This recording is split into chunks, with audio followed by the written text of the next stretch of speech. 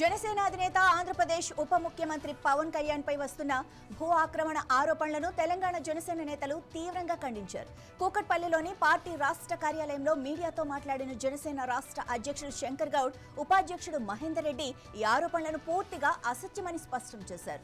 జాన్వాడ గ్రామంలోని survey number 786లో ఉన్న 10 ఎకరాల భూమిని పవన్ కళ్యాణ్ కబ్జా చేశారంటూ జరుగుతున్న ప్రచారంలో ఎలాంటి నిజం లేదని వారు తెలిపారు. రాజకీయంగా పవన్ కళ్యాణ్ ను లక్ష్యంగా చేసుకుని కొందరు కావాలనే తప్పుడు ప్రచారం చేస్తున్నారని ఆరోపించారు. ఆ భూమికి సంబంధించిన అన్ని రికార్డులు స్పష్టంగా ఉన్నాయని, చట్టపరంగా ఎలాంటి అక్రమాలు జరగలేదని స్పష్టం చేశారు. సోషల్ మీడియాలో ఆధారాలు లేకుండా తప్పుడు ప్రచారాలు చేస్తే ఊరుకునేది లేదని, అటువంటి వారిపై చట్టపరమైన చర్యలు తీసుకుంటామని వారు హెచ్చరించారు. ప్రధానంగా గత 20 రోజులుగా ఆంధ్రప్రదేశ్లో, అదేవిధంగా ఒక వారం రోజులుగా తెలంగాణలో అల్చర్ చేస్తున్నటువంటి ప్రొఫెసర్ నాగేశ్వరరావు గారి యొక్క వ్యాఖ్యలపై గతంలో కూడా ప్రెస్ మీట్ పెట్టాం. నాగేశ్వరరావు గారు కూడా ఒక మేధావి వర్గానికి సంబంధించినటువంటి రాజకీయ దేశ విషయాలపై విశ్లేషణ చేసేటువంటి ఒక ఉన్నతమైనటువంటి వ్యక్తి. ఆ రకంగా చేయటం భావ్యం కాదని చెప్పేసి కూడా గతంలో మేము చెప్పడం జరిగింది.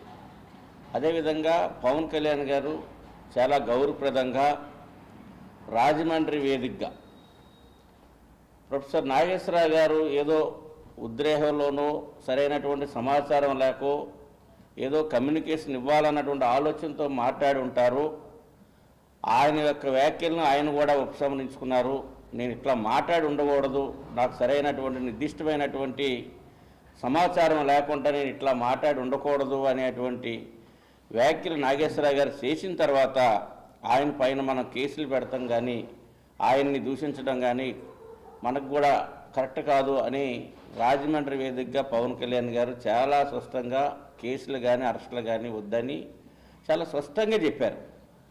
చెప్పిన తర్వాత ఇది ఎక్కడ ఈ సమస్య సద్దుమణిగిపోతుందో, ఈ సమస్యని ఇంకా మనం ఉద్రేత చేసి ప్రాంతాల మధ్యలో శిక్షలు పెట్టాలి, దానివల్ల లబ్ధి పొందాలని కొన్ని పార్టీలు, కొన్ని ప్రజా సంఘాలు, ఉనికిలో లేనటువంటి ప్రజా సంఘాలు, లేదు జర్నలిస్టులు అనుకుని చెప్పుకునేటువంటి కొంతమంది ఖాళీగా ఉండేటువంటి వాళ్ళు తెలంగాణలో మీటింగులు పెట్టి అనేకమైనటువంటి